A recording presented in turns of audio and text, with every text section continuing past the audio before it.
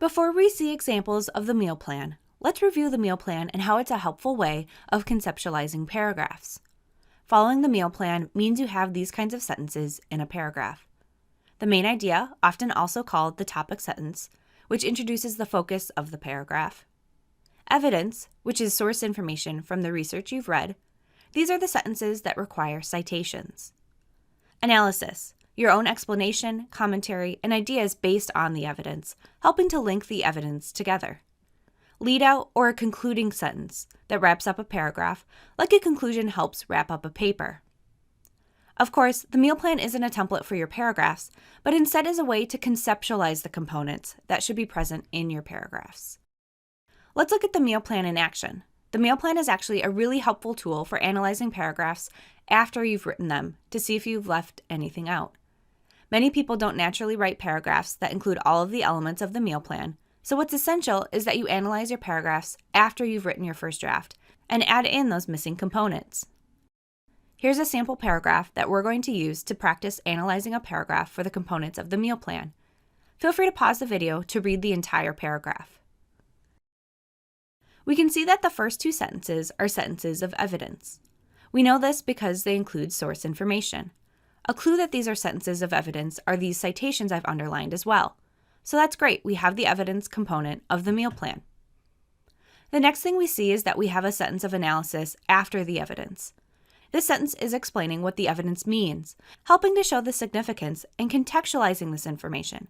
It doesn't include a citation because it's coming from the author's perspective. It's the author's addition to the paragraph. So we have the evidence and analysis components of the meal plan, but we're missing the main idea sentence, and with just one sentence of analysis, we don't have real closure to the paragraph. Let's look at a revision of this paragraph with these missing components added. Here you can see I've added a sentence to start the paragraph. This sentence is now the main idea or topic sentence of the paragraph, introducing the paragraph's focus, electronic medical records. We can see how adding this sentence helps ease the reader into the paragraph, preparing the reader for the specific information that's coming next. It helps improve the flow of this paragraph. Then I've also added another sentence of analysis between my two sentences of evidence. This helps add more of my own voice to the paragraph, as well as contextualize and add to the evidence. By adding more to this paragraph, my last sentence also now acts more like a lead-out or concluding sentence. It provides more closure to the paragraph, wrapping up my ideas. One other thing we might notice is that this wrap-up sentence includes a little bit of analysis too, right?